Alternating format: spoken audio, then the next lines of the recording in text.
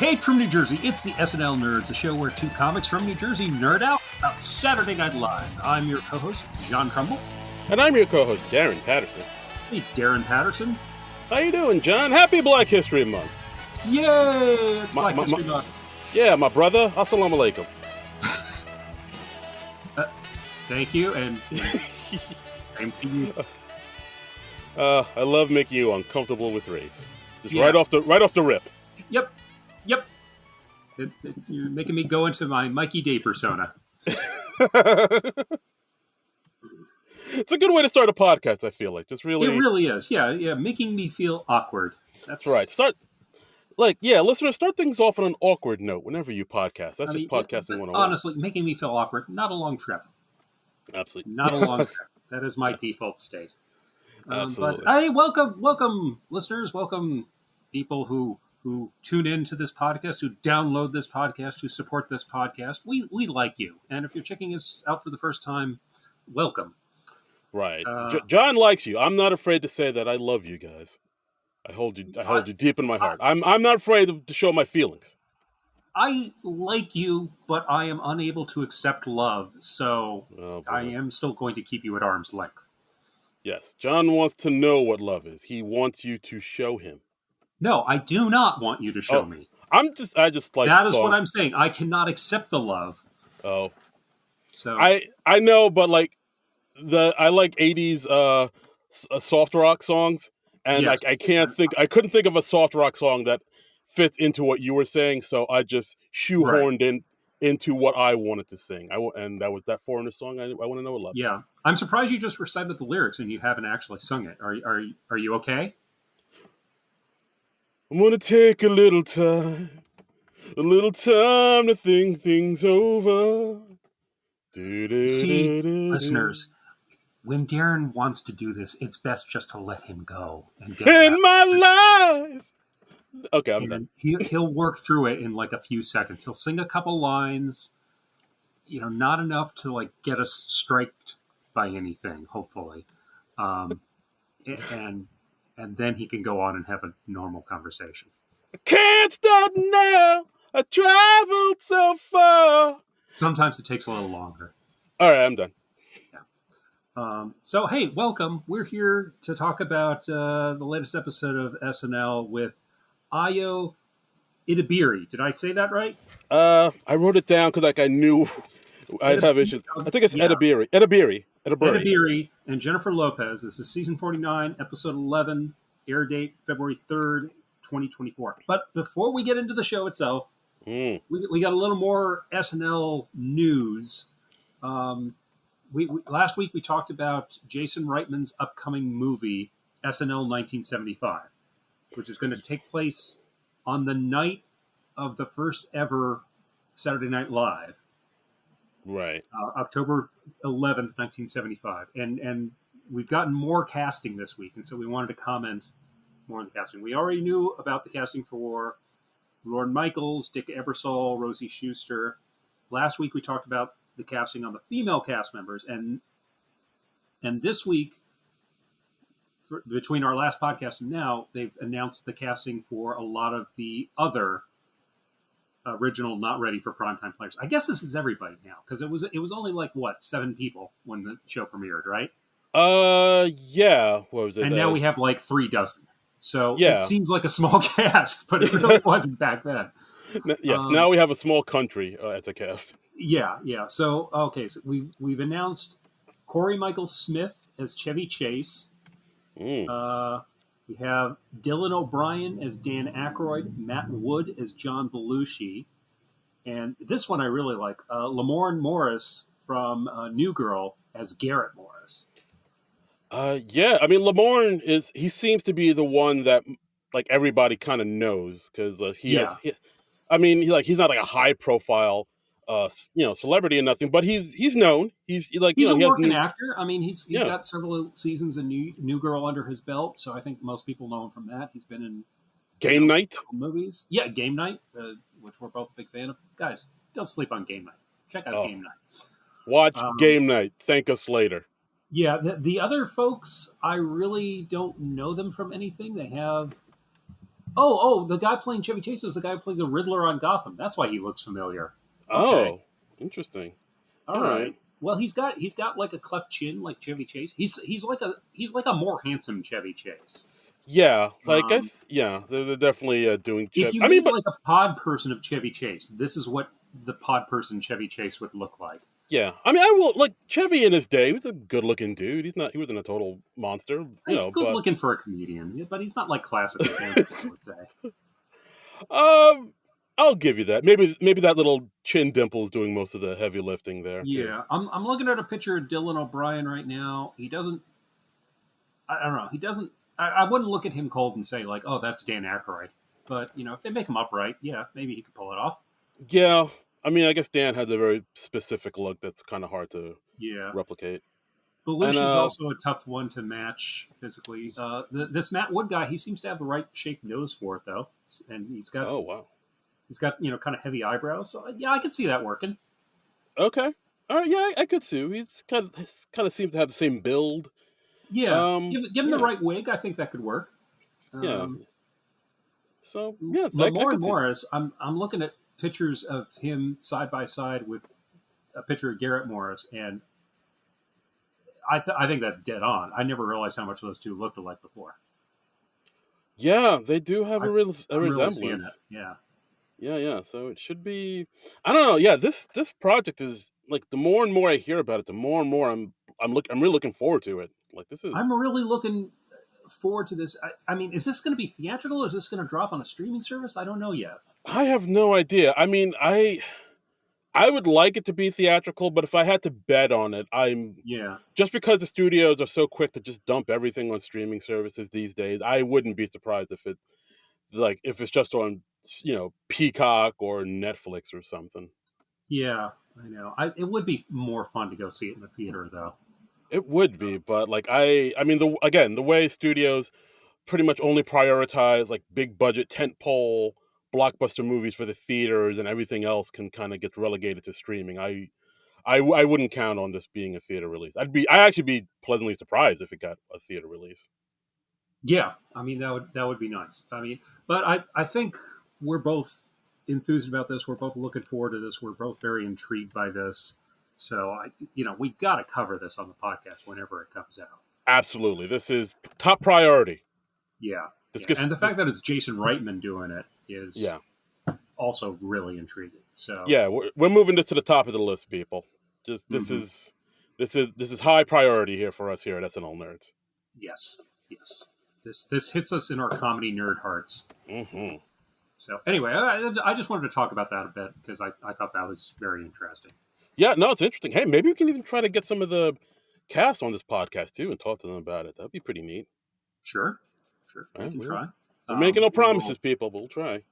I mean, we will make use of all of our extensive Hollywood contacts. Yes, exactly. I'll call Lauren directly Yeah, because he makes everything happen. So we're yeah, we're we're tight like that.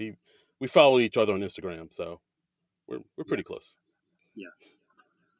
So, well, Lauren, should we get to Bubba, the episode itself? let's talk about this episode because yeah, like I mean, as we've said before, we probably mentioned it on the on the podcast before. The last two episodes of this new year have Not good. Not good. yeah. So going into this one, I was like, this needs we got to get out the slump. This needs to be a home run out the park type of There was thing. some trepidation. Yeah, Yeah, because like I mean I while I don't think this was the home run it needed to be, it yeah. wasn't. It was definitely a step up above the last two episodes. I'll It say was that. I would say it's a couple Yeah, steps up. That's odd phrasing. Um, yeah, there were some sketches I liked a lot, and there were some other things that I was just like, "Oh my god, why the fuck did you do that?" yeah. Um, It seems I don't know what's going on in that writing room, man. Some of these sketches, I was like, what is? Are you guys all right? Is everything okay in I there? don't know. I don't know what's going on with like the people booking guests. Oh, Honestly. we'll get to that. We'll I get to mean, that. that's my big question from this week is like, what the fuck are you doing in the booking department? What is happening, guys? Because I genuinely think like the first half of the season was, it wasn't all great, but it had some pretty good episodes. Like I liked the Chalamet episode. I probably a little bit more than you did. Probably. The Adam Driver episode I thought was good. Yeah. Bargatze I thought was good. Yeah, And enjoyed him. yeah, but even the what was it? The Emma Stone episode I thought was pretty good. But Emma Stone's a solid host, and I yeah, enjoyed, certainly enjoyed seeing Kate McKinnon come back. So yeah, there has been some good stuff, but there's yeah, but between that first half and now, it's like I don't. What is going on here? Something I don't know. Let's get into it. Let's talk about this because this is an okay. interesting All one. right. So first, we have the CNN Town Hall, South Carolina Open. We have it's a Trump town hall. We got Punky Johnson as Gayle King and Keenan Thompson as Charles Barkley. So already I'm like, why? What? I think it's because the two of them actually do have a show on CNN called They King do? Charles. Huh? That's a real thing then. It's a real thing. It's called King Charles because it's both of their names. It's Gayle King, Charles Barkley. They have a show on CNN called King Charles. And they're reporting news? I think so. It's on CNN, so I mean, it's got to be like some type of talk show news thing. I had no idea this thing existed. I thought they just picked two random celebrities to host this. Okay. No, I feel like a lot of people didn't know this existed. That's why they kind of had to explain it. Like, no, this is a real thing that's on CNN. Oh, okay. Okay. All right. I guess that makes marginally more sense. Yeah, Okay. so then we And get into we're Trump bringing doing a Donald Trump town on, James hall, Austin of course. Johnson. Yeah. So, And I will admit, I do like this version of Trump a little bit more than the past versions of Trump we've had before. Because, like, I mean, I think I've said this before, where they would just let Trump go on and, kind of talk and talk and talk, and no one interact with him. So he just kind of, it's all like, you know, yeah. train of thought type of Word thing, salad. Yeah. word salad. But like this seems like a little bit more contained and a little bit more focused, and also has people asking him questions and interacting with him. So it doesn't seem as kind of meandering Mm-hmm. and nutty. I think that's the Yeah. word. That's the word I'll use. Nutty. Yeah. We have Trump talking about how, like, if he's elected, like, a lot of states will secede from the union. He says, I think I can get the states down to 12 or 13. He also says at one point, I put the panic in Hispanic. Mm. We had Heidi as single mother saying, "What will you do to stop Taylor Swift from infiltrating the Super Bowl and stealing the election?" Yeah, because that's the thing now. People believe Taylor Swift is like some government op trying to Yeah, overtake the.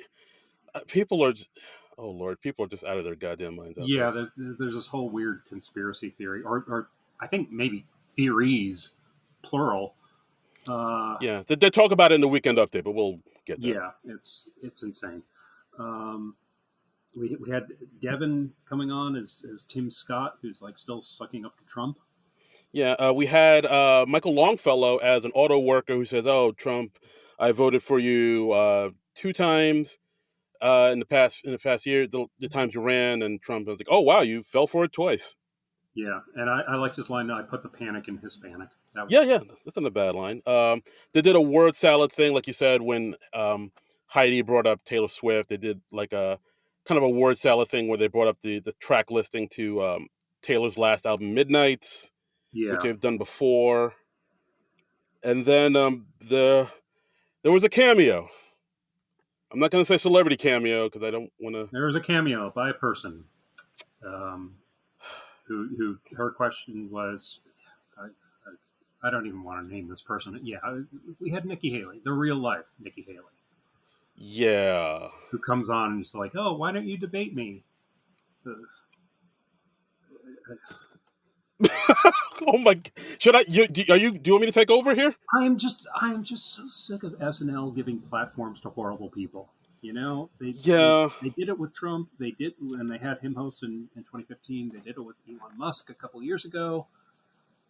And they're doing it with Nikki Haley. Like, they did it with when they had the real life Sarah Palin on, and Yeah, they always try to play it off like, oh, it's cute, and it's like, it it no. it's rarely worth it, if ever, if ever. Yeah.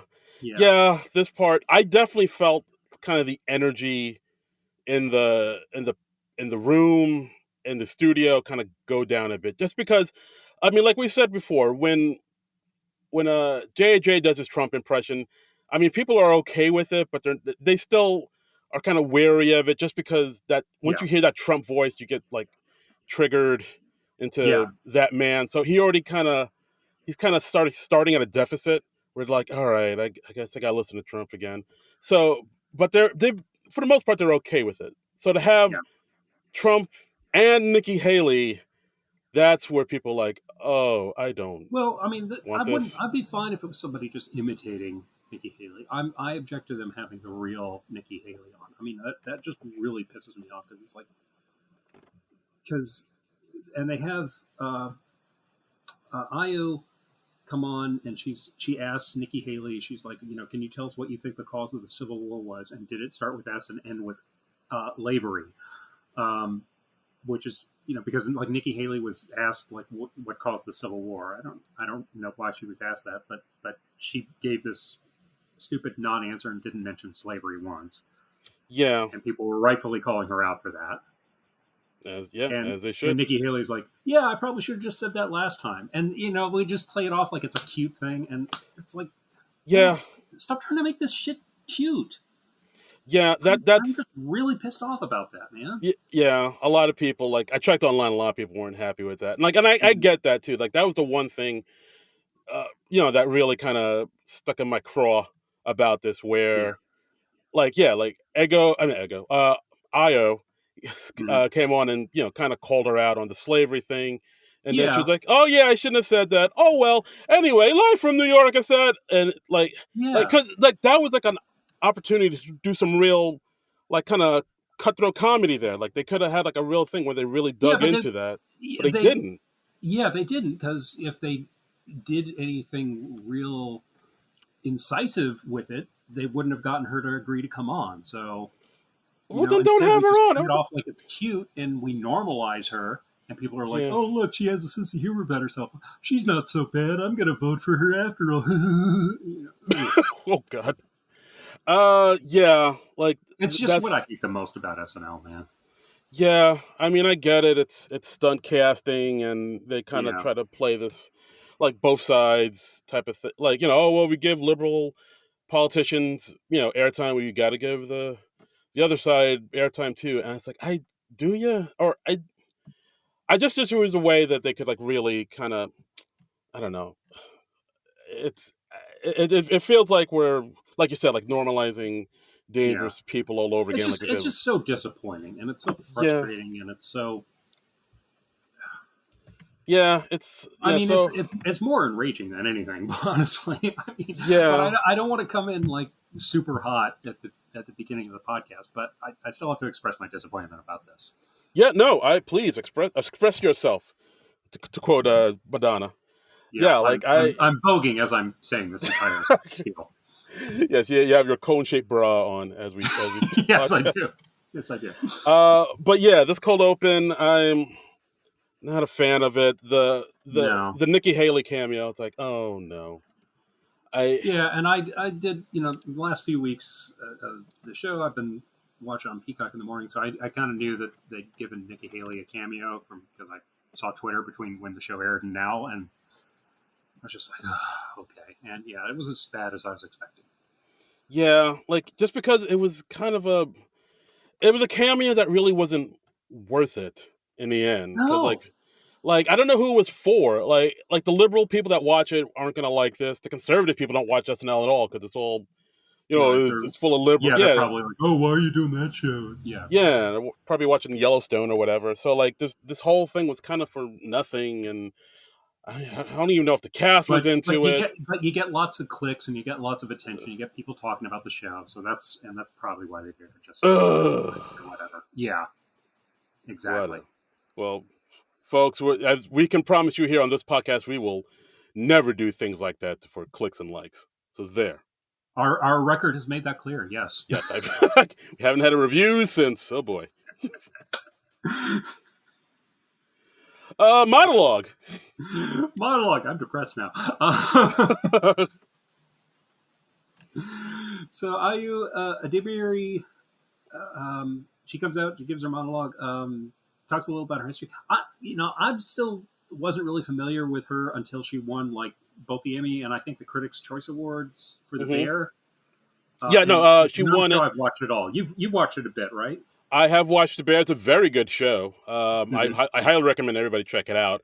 But yeah, it's like she kind of burst on the scene maybe last year or so, being in The Bear. Just earlier this year, she won the Golden Globe and the Emmy for it. But last year, she was in a ton of stuff. She was in the movie Bottom. She was in the movie Theater Camp. She did a voiceover for Ninja Turtles Mutant Mayhem as April O'Neil. Before that, she was a writer on Big Mouth, the Nick Mm-hmm. Kroll animated show on Netflix, I believe. And she's the person that replaced Jenny Slate on that show for her voiceover. Right. Yeah, we talked about that a little last week, I think. Yeah. But Yeah. before that, she had, like she said in her monologue, she's done a ton of stand up comedy in New York. Mm-hmm. I think she interned at UCB, so she Yeah. basically comes from a comedy background, but like she kind Yeah, of broke she out on talked The about Bear. how she's a black woman who was born and raised in Boston. She did stand up comedy shows in the backs of laundromats, and I was Yes. like, okay, already I like her. Yeah. She's done crappy stand up gigs. I will support this person much more than like, oh, I've been acting for 7 entire years. Yeah, that I still can't, like, dude, why would you I know, say that? Why would I you know, say that? I know. And you could tell from her delivering the monologue that she's had stand up experience. She has definite stage presence. Hmm. She's much more comfortable than like probably 80-90% of the people doing monologues on SNL.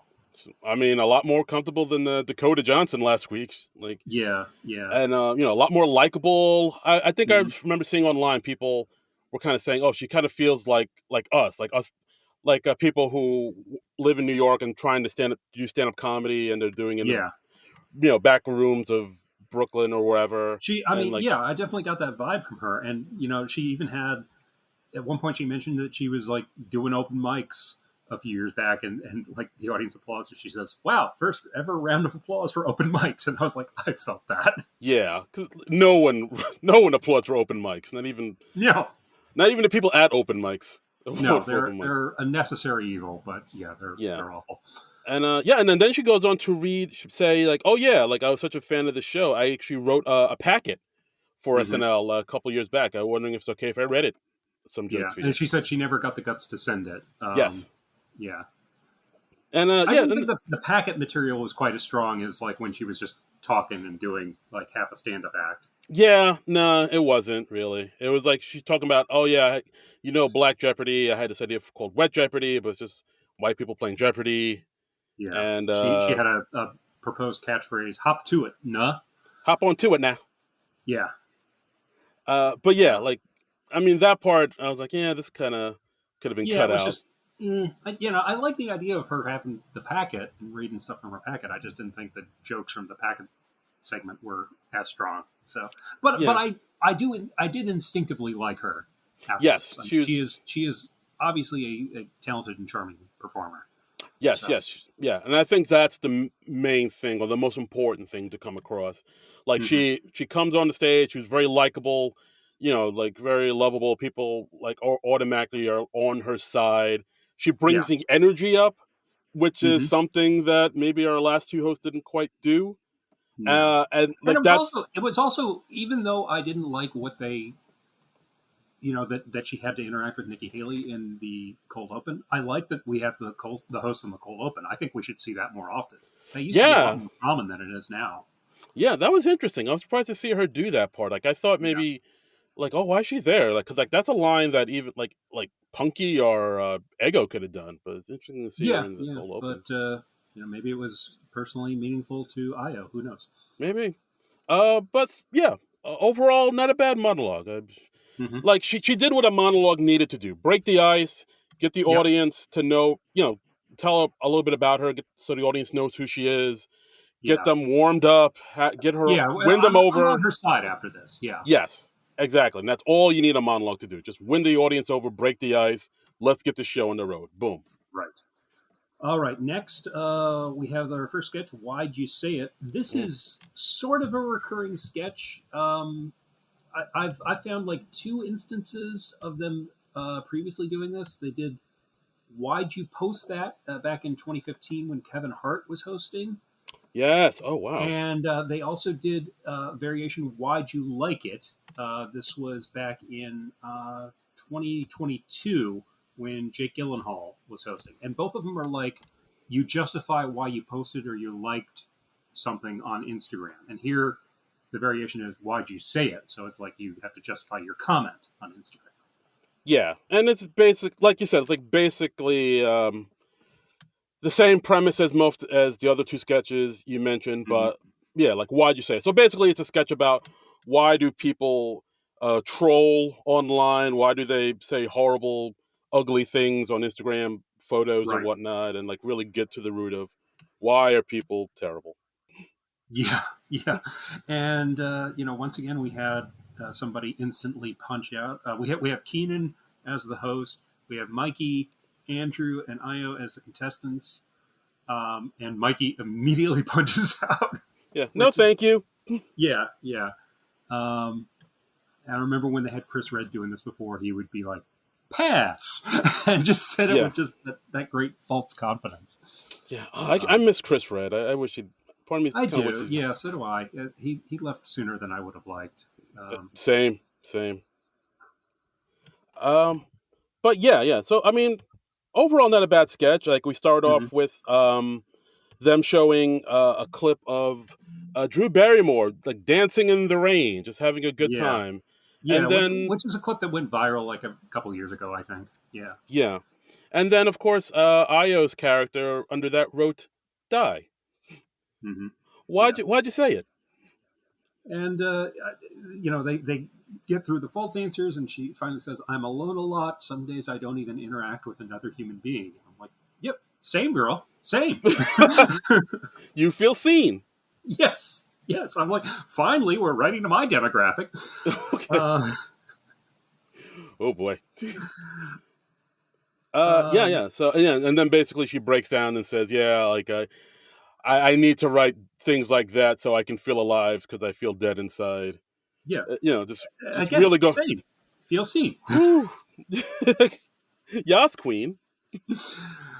We had Andrew Dice Meeks' character commenting on a video or a post from AOC saying, "Hot for Congress, but at a party mid. Still smash though." And Oh, they get him to finally admit that he did that just because he wants to potentially hook up with AOC. I imagine a lot of people who comment under AOC pictures. That's their main Oh reason yeah, why. Yeah, because oh yeah. oh yeah. I remember years ago there was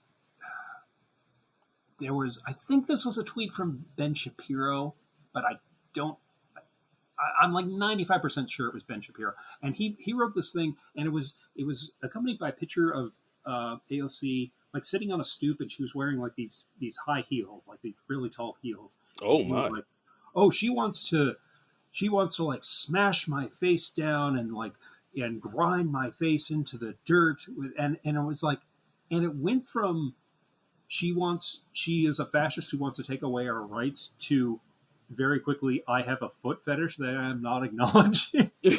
Oh dear. it was freaky, man. Oh my god. So it was literally like, yeah, she wants to take away our right and smash our face in the pavement. And maybe, And you know, grinder, yeah. I mean, I'll have to find it and send that to you because I did I just I think I took a screen cap of it because I didn't want to amplify his signal. And I just said, like, when you're a hard right Republican, but you also have a massive foot fetish, and it got a little traction oh dear. online. And the funniest thing was, after I did that, I got some tweet from some foot fetish site, and I was like, "Oh boy, you are barking up the wrong tree there, site."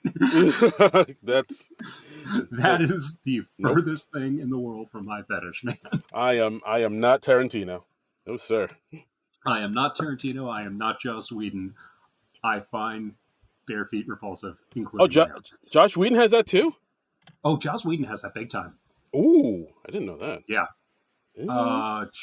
Check out the Serenity movie. You know, with Summer Glau walking around barefoot all the time, Gwyneth Paltrow barefoot in the Mm. Avengers movie. Uh, uh, Scarlett Johansson as Black Widow. She's like walking away from her little introductory scene. She's like carrying her heels and she's like barefoot in stockings. I think Wow. it's a big thing once you. I don't know what it is with Hollywood directors and the foot fetishes, but it's weird. People like feet. I look. I mean, hey, whatever you're into, as long as it's all consenting and legal and all that. But I just do not get that fetish. Yeah, it's a special. It's an acquired taste. That is one that I look at and I'm just like, I do not get that at all. I don't see the appeal. Yeah, it's like caviar or prog rock. It's acquired. Only a Yeah, certain amount of people like it. yeah. But yeah, So but I also liked anyway, how there was this one part where Io, after everybody's mhm, being revealed to be terrible people, yeah, Io's character goes off on this tirade saying, "Okay, we get it. It's wrong to leave mean comments or post comments just for clout, or run right, your mouth on a podcast and you don't consider the impact because you're 24 and stupid," which of yes. which is of course And we're I getting was like, on. okay, she had to have done this in life, and I'm not aware of this. So yeah, I went on a deep dive about this, and I found out what the story was with Okay, this, and it yeah, sounds like you do too. yeah. Because I mean, this is kind of something that went a little viral, like a couple of days Hmm. a couple days ago, a couple days before the show came out.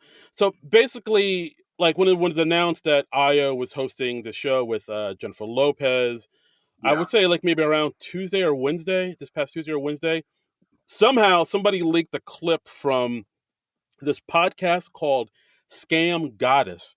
And right. yeah, apparently back in 2020 when Io was 24 years old, she kind of went on this rant on the podcast about J Lo and about how her career in music is just one long scam, and Yeah, like yeah. She's. basically, I think she thinks she's still good, even though she's not singing for most of these songs. So I guess she's talking about her lip syncing or auto tuning or whatever. yeah, like So, yeah, basically, ooh, yeah. yeah, That must have been awkward. must have been, must have been. But yeah, I mean, it's kind of something that I've heard a few people say, but not on podcasts.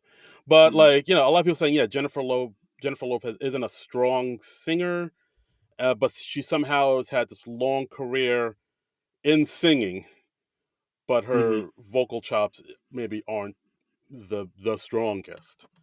They say that about a lot of the big singers, though, right? I mean, They do. especially if you're doing like the type of music that Jennifer Lopez does, where it's not just about the vocals; it's about the spectacle of it, I guess. Yes, just the The pageantry. dancing and the performance and the Yeah, yeah. I mean, you can say that about Madonna, honestly, because You like could say that she's about Madonna. You could say that about Britney Spears. You could say that. I mean, I've heard it about all of them. yeah, absolutely. But yeah, but I mean, somehow this kind of leaked out there and it got traction, and people started, resharing it and retweeting it. So now they made a quick little mention of it in this sketch. I missed this whole controversy earlier this week. It came and went. It'll probably be gone by next week. I'm sure. I'm sure. Yeah, probably good just to do that quick acknowledgement of it in the sketch, and Yeah, then move on. yeah. Um, But do you think they overall, should have had like Jennifer Lopez like do a walk on or something like that, or would that have been taking it too far? um, hmm, maybe it was taking it too far. I think to just Yeah, kind of acknowledge it and then it'll go away and that'll be that. yeah. But overall, I mean, so as far as the sketch goes, I thought the sketch was okay. Like I thought it was all right. I thought I think it was definitely well performed. I think the performance is definitely elevated it a few notches. yeah, like Io came in with some high energy. The audience was into it. You know what? This audience was a lot better than the last two episodes. I've noticed too. Much better. Yeah, So yeah, much better. yeah. Yeah, And yeah, really, if you have a good audience, it does make the show better. They you hear hosts say all the time, like, "Oh yeah, the audience feeds off your energy." It's totally true. yeah. No, absolutely. Uh, yeah. So far, first sketch of the night, not bad. Not bad. Not bad. Not bad. Next, we have a pre-tape Dune popcorn bucket. Mm. Um, this was. I'm glad I didn't learn the title of the sketch before I watched it, Okay. because I mean it's on YouTube under the title Dune Popcorn Bucket, which really just gives away the turn. It does.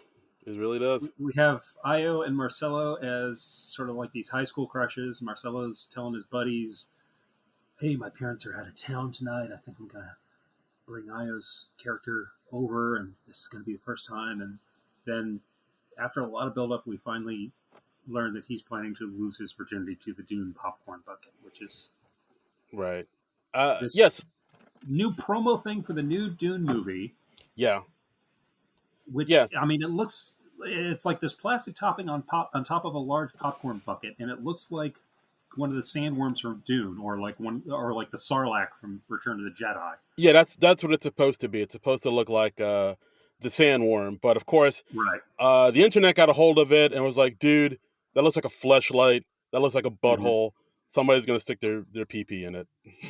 Yeah. Several people are going to do that. Yes, many Most because likely, I yeah, would imagine. I took a look at that thing. I was like, "Oh yeah, somebody's definitely gonna stick their wiener in it for sure." Yeah. Yeah. I mean, it's probably there's probably like some Tide Pod challenge type thing out there somewhere on the web where people are daring each other to do it. Yeah, exactly. So, It's like a dirty ice bucket challenge. oof. Yes, I mean, but that's the basic premise of this sketch, like him going Mm-hmm. to defile this popcorn Yeah. bucket. Yeah, and they're singing a whole song about it. I mean, at one point, there's actually a lyric that says, "We didn't make this up. This is a real thing." Yes. I did like we see Marcelo at the theater getting the Dune popcorn bucket, and then he immediately goes into the bathroom at the theater. I thought that was funny. Yeah, yeah. Added extra butter. Yeah, Yeah, yeah. I didn't really get the implied meaning of the extra butter until I was rewatching it, and I was like, right. oh, ugh. Yeah, you know what that's for. Yeah. Yeah, and then again, they also show a lot of the teens with their popcorn buckets taking them to prom, doing prom Yeah, putting a poses. crown on it. Yeah, Yeah. Um, the sketch was okay. I think it's just one of those things it where, was shot really impressively. yeah, it's shot nice, but yeah, it's one of those things where, like, once you see the joke, that there Yeah, really wasn't anywhere else to go with it. yeah, So I mean, it's good that they kept it short, yeah. but It was short, and I don't know if I'd want to say not offensive, but I mean, it's it wasn't too long, so yeah, I mean, it you know, was. it's only like just over 3 minutes, so Yeah, I mean, I feel like it was something that was just made to go viral, just to, capitalize off of the Dune 2's, I know. you I mean, know. this is how perplexing is this sketch going to be in like 2 3 years time, where I people will yeah, only vaguely remember the Dune popcorn bucket. I guarantee you by like the end of the month, no one will remember this because we're just getting Yeah. inundated with like new trending shit all the time. So like Yeah, that's true. this had the And shelf the life. life cycle of internet trends is so short now. Yeah, like this had the shelf life of an avocado. Like it'll be gone, like in moments, mere moments. Yeah, yeah. Already aging like cottage cheese. Yeah. Ooh. Oh wow, that's a visual. Yeah. Um, Next up, drugs on campus. Drugs on campus. Taking place at UC Irvine. I don't know why we identified a specific school, but okay. Yeah, really put them on blast there. Maybe somebody's an alumnus of UC Irvine. I don't know. We had Mikey in a Irvine sweatshirt. There's a bunch of students. They're getting ready for an intense week of studying, and Andrew Dismuke's character confesses that he took a shroom chocolate bar and microdosed to kind of relax. Right. And then Mikey and Io freak the fuck out. Yeah, that's pretty much. I mean, there is something interesting here in the sketch because, Mm-hmm. like, yeah, like Mikey and Io are playing two kids who are like, "Oh my god, you're on drugs!" Yeah, yeah. Because like it is something interesting to the fact that like they even mentioned it in the sketch where they're probably kids that grew up on Dare because like Mm-hmm. if you grew up like John and I in the '80s, we learned that like all drugs are bad, all drugs will lead to Just say no. Yeah. yeah, just say no. All drugs will lead to you ruining your lives. But like now we live in a world where like weed isn't, it's kind of decriminalized. It's not even that big a deal anymore. Right, Mush legalized in many states. Yeah, Yeah, mushrooms aren't that big a deal anymore. So like our ideals towards drugs are could be a little bit more lax. So the yeah. fact that we have these two people that are still in that old just say no 80s mind state there's something funny to that, but I don't know. I mean, what do you think of this sketch? I'm kind of perplexed by it. I thought it was all right, just not great. I thought it was really good performances. They were really putting their all into it. I liked that they had a bit where the straight edge people were just getting the details wrong. They were like, "Oh, I'd rather be straight edge than like use mushroom needles like a junkie." The line was something like that. I didn't write it down word for word. Yeah, no, the Um, mushroom needles. I thought that was a good yeah, line too. mushroom needles. I mean, because it's just so obviously wrong. Even if you've never done drugs in your life, you know that that's wrong. Right. Um, I like that they pointed out that Mikey and Io's character both get drunk every night, so there's a bit of hypocrisy there. Yeah, And very much so. they were saying like, "Oh, we're going to report you to the security guard," and then Marcelo just comes on as a security guard, and they're like, "He just did mushrooms," and Marcelo's like, "Nice," and gives Andrew a fist bump, and just What? keeps on walking. Yeah, that was funny too. This had some moments. I did like it. Yeah, this had some moments. It passed the time agreeably. I enjoyed it. It wasn't like a million other sketches I've seen before. Yeah, it kind of felt The like a thing that very really perplexed me was at the end where everybody like walks off. Everybody just leaves their backpacks there. yeah. They could. Did you notice that? Yeah, like I mean, I remember my college days. You never leave your backpack unattended. No, No, you take that no. shit wherever you go. What the fuck? I feel weird being like a few feet away from my backpack when I'm in a public place. Yeah, like when I'm in a coffee shop and I'm on the laptop and I go use the bathroom and I leave my backpack there, I feel kind of Yeah, weird. yeah, yeah. So It's yeah, that does make sense. I didn't even think about that. yeah. I just immediately noticed it, and I was like, why didn't people just grab it? Because like the stagehands are going to have to grab those backpacks anyway, so why don't the actors just carry them off? Yeah, that would have been good. Uh, I I don't mean, this know. sketch felt very like an improv type of. It kind of felt like a Mhm. sketch you would see it in like the UCB for some reason. Yeah, It I has can like see that. it I has can like see that. strong UCB Second City vibes to me. I don't know why. Yeah, I wish it had a stronger ending. I don't. I feel like it just petered out a little bit. Yeah, Because it no, no, just had them like both taking bites of the chocolate bar, right? and Because like presumably they're going to get whacked out of their minds on drugs now.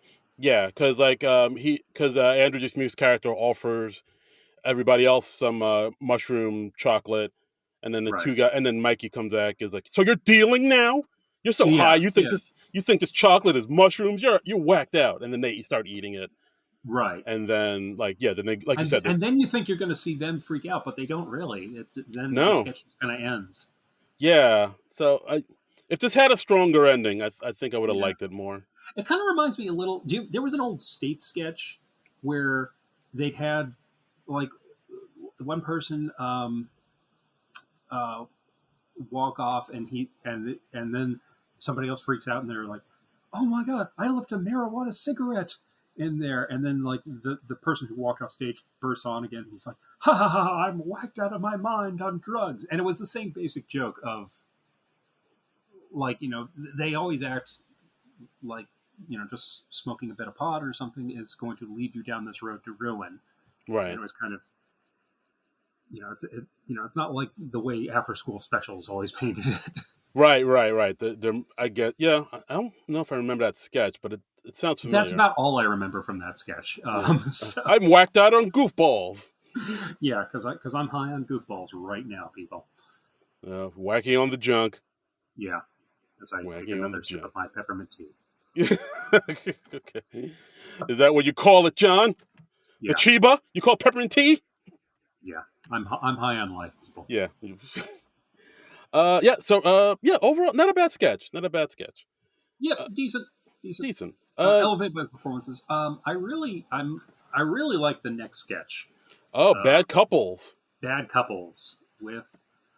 Okay, this is one of those sketches. It's just a freaking mob scene. Just about everybody from the show is in this. So I Right. don't know if we should go through this beat by beat, but I can give like a general description of it. So basically, it's a news show, and the Mhm. two anchors, Molly and Longfellow, are cutting it over to Bowen, who's their field reporter, Danny Love. Danny Love, and Danny Love. and it's and it's close to Valentine's Day, so he's stopping couples on the street to ask them how did they meet, like looking for a nice, cute, For meet cutes in yeah, the city. And I liked the beginning. I didn't notice this until my rewatch, but he says like, well, when Harry met Sally, Made in Manhattan, The Godfather, they're all meet cute stories that take place in Manhattan. I'm like, The Godfather? yeah. Like I noticed the audience really didn't laugh at that. I was like, oh, I that didn't, because it didn't get a reaction, so I didn't catch it until my second viewing. But I'm like, that's a solid, that's a funny joke, man. yeah. I was like, audience, you should have given that one more. I know. I think it probably just inspired more confusion than laughter. But Yeah, it's like the gut one. also Made in Manhattan, Jennifer Lopez movie. Ooh, wow. Look at you connecting these dots. Yeah, yeah. But I was like, but The Godfather. Yeah, the romances in The Godfather don't end too well. Yeah, yeah. Oh dear. But we have a big parade of couples coming on, and the basic joke is every story that Bowen gets is like some weird twisted thing. Yeah, we see Chloe and Dismukes, who Mhm. have a baby carriage, and he asks them, "How did you meet?" And they said, "Oh, you want the real truth? Yeah, Well, we were both with other people. We cheated on them with each other. We cheated on them with each other. yeah, She got pregnant, and I'm rich, so this is our family now." yeah, yeah. Yeah, We have Heidi and like a rando older guy. So you're immediately you're like, who is that dude? And he must not have any lines sure enough, because it's no basically line. hiding an extra. And he's like, oh, well, what's your story? And he's like, oh, well, he was my college professor, and my dad had just died. Yikes! Um, Yikes! Devin and Io come by. They're like, we work together, and we're both in marriages that have died, and we're having an emotional affair, and we also have sex. Yeah. Then Mikey and Chloe come on. They're a couple, who are both boyfriend and girlfriend, and brother and sister. Yeah, yeah. She's, no, oh, she's my sister, and she's my girlfriend as well. Mikey likes doing the incest jokes, man. Yeah, and I also liked how, like, after Bowen shoos them away, he says, "Viewers, find his job and tell them." Yes, yeah, yeah. And next we have Punky and another older extra. She says, "Oh, our marriage was arranged by our leader. He just pointed at both of us and said, 'You're married now.'" Right. Then we got Ego and one of the PDD boys, Martin Herlihy. Yep, He got a little applause break too. I noticed. I was like, "Oh, he okay." did. No dialogue, but he got an applause break. Yeah. They're just happy to see him in a live sketch because Right. I guess you don't usually see the Please Don't Destroy Boys for real when you go see SNL live. Yeah, and of course he asked them how did they get together, and she was like, "Rent, because of rent," Yeah, yeah. which is I feel like that's a very real thing, especially in New York City. That is a very 2024 punchline. I get that. Yeah. Ooh, oh boy. Um, and let's see. Then we have Sarah and Keenan. They obviously look like a stereotypical pimp and sex worker type. And Keenan just says, "Pass." Yes. Shout out to Chris Red. Yeah. And then we see Ayo and JAJ, Mm-hmm. and then Bowen's like, "Oh, hey, I saw you here before, Yeah. and Nice to see you again. And did I then see you she's guys?" yeah, and because she's with her actual husband this time, she's trying to downplay it, and she's like, "Nice to meet you right now, only." Yeah, And in my mind, I was like, "Wait, so she was just with the guy, so then he left, and she just met." don't try to figure out the logistics of it. Okay, I all right, mean, I'm sorry. they went back to work. She started her lunch break, and yeah, and her husband picked her up Oh wow, to surprise lunch. like that Does could that have, work for you? yeah. I mean that could have ended up nasty, but yeah. Yeah. But I like James L. Jones just saying, "Oh, hey, we hit a rough patch for a while, but lately she's gotten a new spring in her step, and we're doing great." And I was just like, "Play along, play along." That was very. I having her come back. That was great. Very nice. So, like, after all these couple Bowen meets, he's very despondent. It's like, all right, well, I Yeah. guess love in the city just isn't a thing. Then he bumps into Marcelo, who also gets, and like then the two of them start vibing, and then the audience again. He like Marcelo gets a really little bit. Behind him, they are hardcore shipping Bowen and Marcelo. Yeah, they're like woo. Yeah. And then it cuts back to the newscasters in the studio, Longfellow and Molly. And then Longfellow's like, "Oh, hey, looks like the two of them are hitting it off. Maybe we got our They're own." having a meet cute. Yeah. And then, of course, Molly says, "Yeah, that guy's my husband. Damn it." That man is my husband. Good final gag. Yeah. Always great to have a comedy sketch that goes out on a good, funny final line. Yeah, a solid ending. I really like this. This was solid. This is sketch of the night as far as I'm concerned. Yeah. I mean, I might lean a little bit more towards why did you say that? But I did enjoy this sketch. How dare you, sir? Well, guys, this is the last episode of SNL Nerds. Sorry, that's the straw that broke the camel's back. This podcast is over. Wow, you just unplugged everything. Good day, sir. I said good day. But yeah, I did like this sketch. I liked that it had a strong ending. Because again, we've talked about this before, where a lot of the sketches just kind of peter out. This one had a strong button, a funny button, and a nice little twist. And then they got out. It didn't. Yeah, it was just strong button and boom. That's it. That's what I want. That's what I want. That's all I want, baby. That's all I've ever wanted, SNL. That's all I want, baby. I've ever wanted. You didn't need to bring on Nikki Haley to make me happy. All you needed to do was give me a good button at the end of sketches. Yeah. But yeah, not a bad sketch. I dug it. Next up, we got Jenny from the Block coming through with two songs. This Is Me Now and Can't Get Enough with rapper Lato and Redman from back in Jersey's Own. Yeah. The Can't Get Enough was the first number, and This Is Me Now was her second number. Yes. I think they're both fine. I think they're both all right. Big production. I mean, the first number, it was basically a Super Bowl halftime show, man. Very much so. Yeah, like we got the fog or the dry ice in there. We got like this whole LED lighting system happening. Yeah, and like in the beginning, the cameraman was like low, like they were doing like an upshot. So like J-Lo had to like kind of bend over and like shake her hair in the camera, like, "Yeah, what's up, SNL? What's good?" You know, she's doing all these dance moves and all these high kicks and stuff. And I was like, this is the production of the musical guest has gotten so out of control. They are basically Super Bowl halftime shows now. It really is. Like I'm rewatching it now, and this is nuts. It's nuts. I really feel like they need to scale it back a bit because it doesn't have the charm that it used to. You know? Yeah. No, that's. I like just seeing the band just set up on like right next to home base.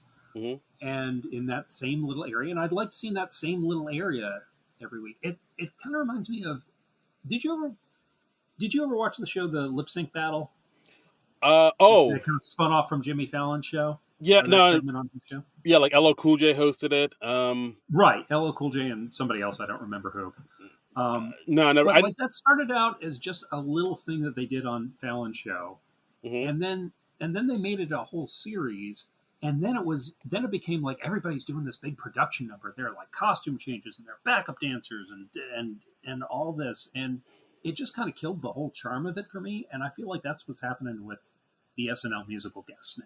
I can see that. Like when you have all this going on and all this noise and smoke machines and, you know, and everything, it can feel like a lot. And like maybe they need to adapt the less is more type of mind frame. I want to see them go back to that, or even if just like, okay, if somebody like a J-Lo comes on, do the big production number, but you know, for most musical guests, you don't need that, and it feels like they're doing that with every musical guest now. So I mean they've I mean some most recent musical acts have kind of done that. Like I remember the Olivia Rodrigo performance was just her and the piano, or I feel like Brandy Carlisle might have done it a few times. Where I mean, she has the big band. She was pretty stripped down, I think. But I think there is something to be said for like the kind of stripped down, raw performances. That's not all pomp and circumstance, whereas it's more just a singer and his feelings. Exactly. But I mean, I thought the first song was decent. It was a decent pop song. The second song, the "This Is Me Now," where she's in the pink, she's in the flower dress, she's got like one of those sparkly microphones that all the divas like to use. right. It was a pretty awful song. I thought the second song. Yeah, I mean, like I thought both songs were so, but I mean, it Yeah, is impressive. I'll say that. Like, I mean, she's almost 55, and she's like, she's that old. I thought she was about my age. Okay. uh, I'll check it out. But yeah, I think she's like in her 50s. But yeah, like the fact that Yeah, I she's, think she is past 50 now. And she is a hell of a performer. She obviously puts on a hell of a show. Again, not my type of music. Um, but yeah, but like the fact that she's able to still do all this, and yeah, mhm. she's 54. But like the fact that she's able to do Wow. all this and look the way she looked, it's impressive. Hmm. But it's more of an impressive spectacle than a solid musical performance. I guess I could Yeah, say that, right? I'd say that's fair. Yeah. Yeah, yeah. But yeah, always good to see Redman. I was happy to see him. I was like, oh, I remember Redman. Hmm. Oh shit, he's a rap artist from the '90s. Ooh. I'm Well, that's hitting you where you live. It is. I was like, all right, let's go. I bet. It was fantastic. I got on my starter jacket. It just felt all '90s hip hop all over again. Oh, was the start of the jacket the one with it that had the 8 ball on it and Yeah. was like red, green, and Yes. yellow? I had my cross colors jeans, uh, Okay. my FUBU, my I'm Charlotte picturing you with a giant kid and play hairstyle now too. Yes, I had that too. I got my high top fade, my Reebok pumps. I Hmm. Okay. started doing the running man, and shit was fly.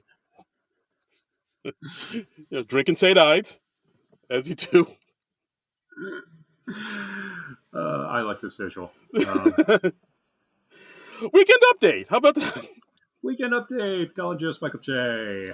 Yeah, jokes. Had some jokes Jokes, about jokes. Jostin jokes. Had some jokes about Biden. Had some jokes Mhm. about. We had some pretty solid jokes overall. I thought this was the most solid weekend update we've had in a while. I was pretty impressed with this. I like Che's line talking about how Biden support is fading so much that he only has support from Obama's white half, Yes. and the audience kind of like reacts to that, and he's like, "Oh, what? Did you forget about that?" Yeah. Don't forget about that. Che had that great joke about that horrible incident about the Jackie Robinson statue that was like Hmm. taken down and like beaten up and whatnot, Right. and how the cops shot at it because he wouldn't let go of the bat. Yeah, that's Jesus. a great edgy joke. I also loved. This is another Che joke, but don't worry, we'll get to Jost in a bit. There was a Pizza Hut in Canada that put up a sign that said that they were closed because of unforeseen circumcisions, and he had a great line there because Pizza Hut loves extra toppings. That was great, and I Heyo. enjoyed that particularly more because I actually did see that viral story this week. Oh, nice. I guess somebody tried to write circumstances and then spell check changed it to circumcisions, or somebody had a brain fart. I don't know, Oh but boy. it's hilarious that went up on the store and nobody caught it. Guys, I'm putting it out there right now. Unforeseen circumcisions. Great name for a band. Awesome name for a band. Yeah, that's a punk band in the making. Yeah, Yes. Oh, you're gonna see unforeseen unforeseen circumcision. circumcisions? They're playing downtown. That's right. I got their new concert. It's uncut. Heyo, my man. Yeah. Um, was that clever or was that a dad joke? I don't know. I'll 6 of one, half a dozen of the other. I don't Yeah, know. we'll put in the clever category. Okay. All right. Thank you very much. That's very generous of you, sir. Oh, no worries. But I think the highlight of the weekend update was the desk segment. We had Yeah, only our one. own Sarah Sherman. Yeah, that's all we need. That's all we need. Anything else after this desk segment would have been anticlimactic. Yeah. Sarah Sherman as CJ Rossitano on winning the SNL ticket lottery. And she comes on, well, he comes on to talk about this with Colin Jost, dressed exactly like Colin Jost. Oh, Same hair and everything. what you don't say? Kind of sus, as the kids say. Little sus, little bit. Yeah, because Jost has the Riz, and Mm-hmm. this is all sus. Yeah. Now mean. Anyway, we find out that CJ has never met his dad, and he Aww. and his mom live on 47th and 5th, where Cullen's former housekeeper used to live. And the cat's in the cradle and a silver spoon. Little Little boy boy blue blue and and the the man man in in the the moon. moon.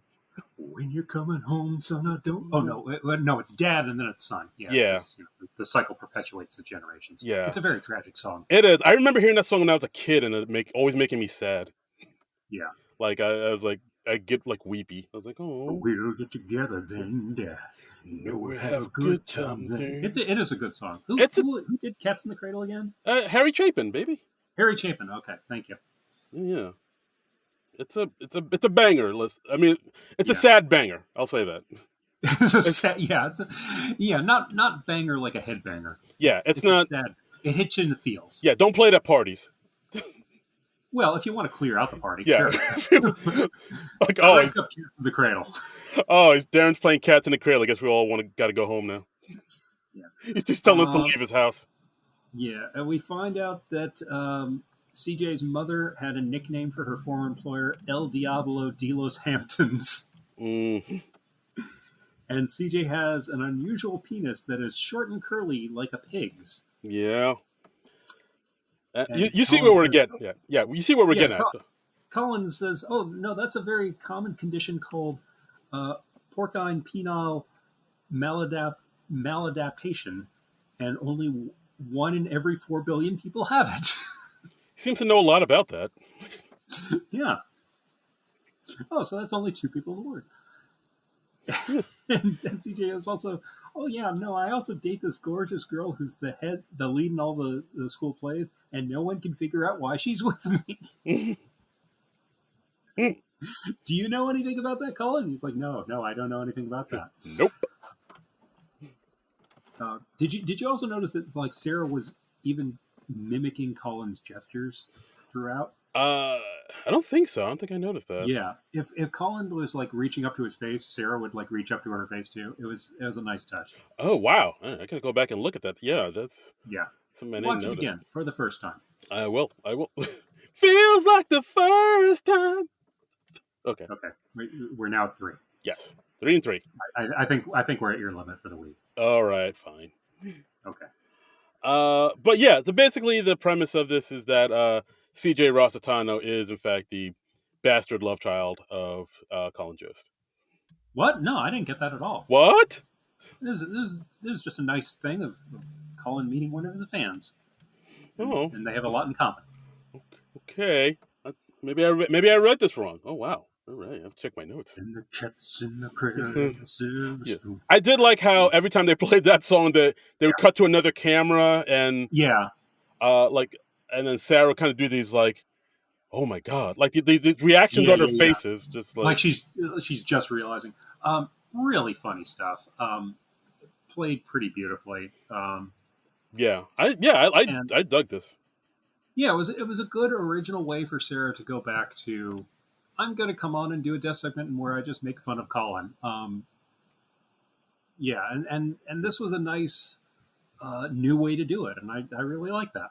Yeah, they keep finding new ways to rib Colin and get his goat. I also like the part where C.J. Rossitano said, "Oh, talking about how much he likes Sarah Sherman on the show. Like, she may be loud, but when she blows that one line in her sketch, and she walks her dump truck ass out the studio, it's a nice sight to see something like that."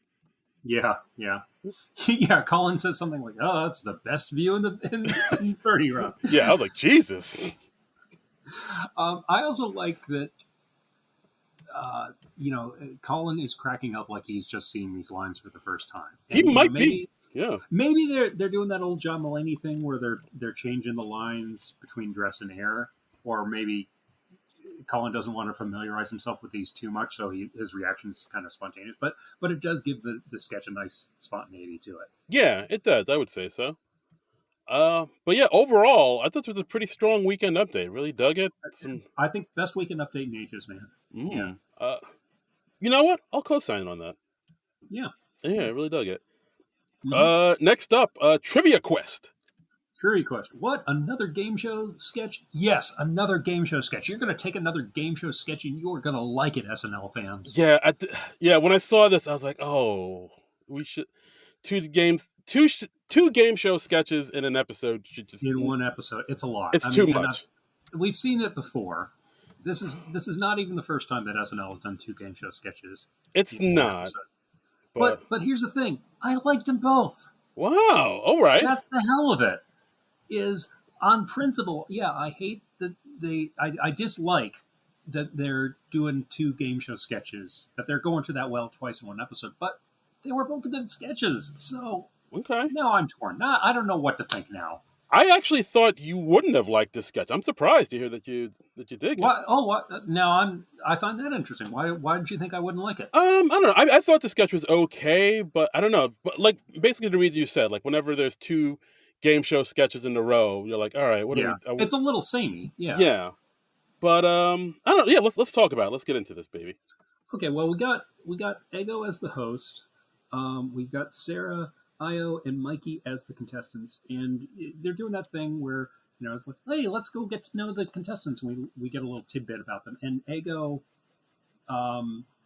and Io kind of bond. They find out they both went to Spelman, and she's like, oh yeah, I'm trying to pay off those student loans, and she's like, oh, tell me about it, girl. Yeah. Like I got a degree. Yeah, she said like I got a degree in psychology. I just do this show. Yeah, and so they bond, and then the implication is that Ego is starting to fix the game in Io's favor, which I think that's a funny premise for a sketch, and I don't think I've seen them do that sort of thing before. I feel like it's been done before, but I could be wrong. Like, has it? Okay. Well, maybe my memory's playing tricks on me, as it just wants to do. Okay. But yeah. So basically, it is that like basically, Ego asking everybody questions, saying like, oh, what was the name of the actor that won the Oscar for Philadelphia? Ego chimes in and says Forrest Gump, and Ego's like, that's right, 100 points. Yeah, and Mikey's like, no, Forrest Gump's another part that Tom Hanks played. The answer is Tom Hanks, and Ego's down on him because he wants to buy he wants to own a sport fishing boat. Sport fishing boat. and I like that when Io is stuck for an answer, Ego's like, well, you can phone a friend. She phones a friend, and then Ego's phone rings, and she like gives her the answer. Yeah, exactly. I think at one point Ego asks a question, and then Io rings in but doesn't know the answer. She says like, oh man, right. I know this, and then Ego says, oh, I believe you, 100 points. Yeah, and there was a nice moment where Mikey is trying to raise objections to this, but both of the women are getting in his face, and he doesn't want to be accused of being racist. Right. He knows like there's nothing he can say that would look good, even though they're blatantly working against him. So blatant. I like them playing that moment of awkwardness. I thought this was a funny sketch, man. I'll give the devil its due. Okay. Yeah, I thought this was okay. I guess for me, like, it was like a thing where once I saw where it was going, it kind of hit on all the same beats I was expecting it to.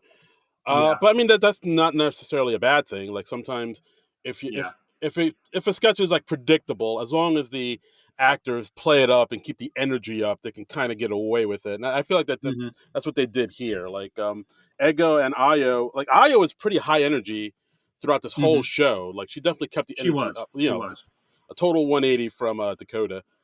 But yeah. So like as long as the sketch was kind of, I see where this is going, I can kind of predict it. But the energy is up, and I am kind of having fun. So like I feel like they did do two game show sketches in one episode, but they were different enough from each other. I didn't mind that much.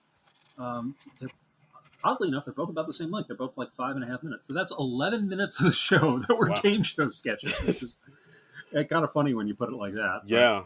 Game shows on game shows. But, hell, I liked them both. So what the hell? All right.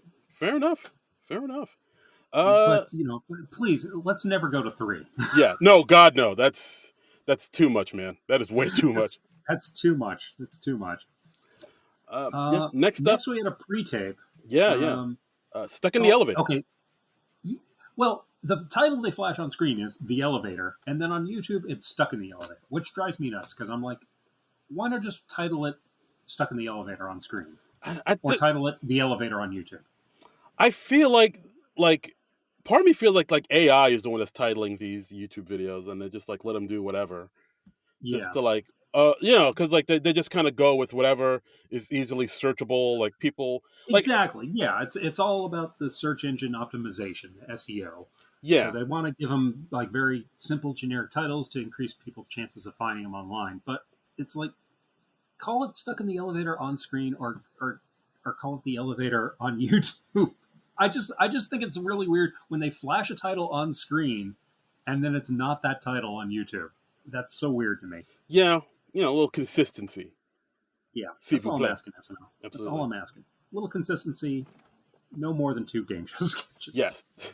And don't put, horrible Republicans on the show in cameos. Yeah. So 3 things we're asking. Three things. Three things. That's all I'm asking. We're only asking for And $1 million. yes. All right. 4 things. 4 things we're Four asking. things. Four things. And me to get a sustained 31-day orgasm from, I want to say Paulina. I understood that reference. Thank you. That was basically for you, and that's going to just Thank you. confuse 50% of our audience. I think the diehard SNL nerds will I appreciate hope that. so. I hope so. That was for you, nerds. That was for you. Yeah. Not going to explain it. Nope. Jokes are funnier when you explain them. Nope. All right. So anyway, the elevator. Elevator. Yeah. So a bunch of people are stuck in an elevator. It's got Keenan. We got Dismukes. We got Io. Io. We You got got Bowen Bowen. and Sherman. Yes. And yeah. And yeah, the elevator stops. They get word on the intercom like the fire department's gonna come rescue them in like 20 minutes. Io and Bowen, they both want to hook up. Yeah, because like they're both very concerned. yeah, like hope the elevator gets here before we all start hooking up. Yeah. Yeah, because like I've heard, if when you're in a falling episode or a falling elevator, in order to lessen the impact, you need to hook up. I mean, that's just science. Yeah. That's just science. I've done the science. I've Makes crunched the total numbers. sense. Then they talk about starting up a new society. Half this sketch, I'm fixating on like, why are both Bowen and Keenan in plaid shirts? Yeah, they should. One should be in a different colored shirt for sure. Yeah, and then I noticed like Andrew Dismukes, he's wearing like a jacket and tie, but he is also wearing a plaid shirt. Like, what's going on, SNL costume designers? Was there Was there a sale on plaid shirts this week? yeah, was Banana Republic was like buy 2 get 1 free? I don't know. I don't know. Why did we go so nuts with the plaid shirts? Give me all your. The costume designer would just walk in the store like, give me all your plaid, Yeah. all of it. And this is a tough sketch to describe. Just it got very bizarre, but it's better seen than described. It's a weird one. Yeah, but I liked it. I thought it was nicely bizarre. It ends with them starting a place called Elevator Town. Right. Like they're starting a new society. They all decide on new roles for themselves. Sarah wants to be Marilyn Monroe. Everybody wants to be a mailman for some reason. Yeah, I don't know why. But yeah, like they basically decide like, since we're going to be stuck here, we Right. should start a new civilization because the real world is messed it up. So now we have this Right. world called Elevator Town. Anybody can be whatever they want. This is like one of those sketches that you're like, okay, obviously you wrote this at 3 a.m. after the pot brownies kicked in, Yeah. or whatever. You were microdosing. Whatever you do, your little, when you're snorting all your drugs. Yeah. There at SNL. When you're like you do. Sniffing the yayo, that China White, that Acapulco Gold. That you get that quote unquote delivery from your friend. Yeah, that Tony SNL. Yeah, Tony Montana sweetener. Yeah. The nostril powder. The old white pony, the blonde Bronco. Yeah. I can't think of any other names. I'm pretty sure that's a country music singer, but go on. Oh, it is? I don't know. Okay. I've just never heard Blonde Bronco. I just made that I literally just made that shit up like right now. That's a cool name. Blonde Bronco? That's a cool name. Yeah. Blonde Bronco. I like that. It sounds like either a country music singer or like a Western themed superhero crime fighter. The fuck? You hear that, Marvel? Get on that. Mm-hmm. Anyway, I kind of like the stuck in the elevator. It's every once in a while it's fun. It's fun to have a sketch that's just weird for the sake of being weird. Yeah, this one is bad shit, but yeah, Yeah. it does have a certain charm to it. I will admit. Mm-hmm. It didn't like lose me at any point. It wasn't total like what is happening here. Yeah. I think that at one point, like when they were waiting for the cops or the fire department to come, like Mm-hmm. Keenan's, he's the one with the cool Yeah, head. because they all went to the same school. Yeah, they all went to the same school. Mm-hmm. Because Keenan says, "Yeah, the cops will be here like 20 minutes," and then Io says, "Oh, so now you believe the cops?" And it's like, Yeah. "No, it's that Yeah. the fire department will be here." It's like, well, they all went to the same schools. Yeah. But yeah, this is a charming one. It was definitely Mm-hmm. batshit loco, but charming enough that it got over, I think. Yep. Next sketch. Next sketch, school School hypnotist. hypnotist. I Yeah, don't. Heidi, as a teacher, she's telling her class, like, "Oh, since you scored well in this, whatever bullshit we need to get into the sketch premise, we're bringing in the stage hypnotist, Mr. Phantasmic, played by Andrew Dismukes." Yeah, so Dismukes comes in as a hypnotist. Of course, he wants Mm-hmm. a volunteer to hypnonize one of the Right. students, and immediately, Io, who's dressed up as a little boy, shoots his hand up, saying, "I do not give my consent for you to Right. hypnotize me." Big Urkel energy from Very, Io's character. yeah. And this character, he like Io plays it up really big, like almost like Very broad. Mad TV, all that big. Ooh, shots fired at Mad TV. I mean, Damn. come on, you saw Mad TV, you know Damn. what's up. I never watched much Mad TV, honestly, because Uh, it all was right, but usually up against SNL. So okay, but like if you saw like characters like Stewart, I'm loyal, Darren. I am too. But sometimes I like to experience other TV shows. This podcast is over. Oh dear. All right. Boo! He unplugged everything again. He just walked away. Damn it! Now I have to do a third callback of that, and I only have another sketch or two to do that. Shit. But yeah, school hypnotist. School hypnotist. Yeah, he does not give his consent to be hypnotized, and then he's like, Andrew Dismukes is like, okay, and then he brings Chloe Fineman up to hypnotize her instead, and Io's character just confesses he's bi because he's like, oh, I got hypnotized anyway. You hypnotized me without my permission. Yeah, and then like the character name is Solomon. We find out is like Uh-huh. very religious. Then he said like, Yeah. unhand me from your witchcraft, you warlock, and like purify me in the blood of Abraham. And he starts saying Corinthians, and Yeah. and then I don't know. Then I felt like Dismukes, who's supposed to play, the hypnotist, and he was like confused as to what's happening. I felt almost as confused as he did because I was like, "What is happening in this sketch?" I didn't like the sketch. I just thought it was way too broad. First of all, like the performances are just way out there, and Yeah, it wasn't really helping the material. I yeah, just thought it was a weak sketch. yeah, and like the focus was kind of shifting all over the place. Like it was Yeah. like with this character Solomon standing up saying, "I'm bisexual." Like, "Oh my god, what did you make me say, you warlock?" Mm-hmm. And then Solomon began singing the song "No Air," which I believe is Uh-huh. like the Jordan Sparks song. And Mm-hmm. then Keenan comes out of nowhere as the janitor is saying, "Hey, get the." You can tell they're getting desperate when they have Keenan come out of nowhere 3/4 of the way into the sketch. Yeah, I mean the audience seems to really like this, but I was like the focus I just don't get kept it. Yeah. the I focus, don't. yeah, like the focus kept shifting everywhere to this little boy screaming and jumping up, saying, "Oh my God, you possessed me with you Yeah. warlock." This for me was a big downturn. I thought, like after a shaky start, the show was on solid footing. We had some good sketches. I thought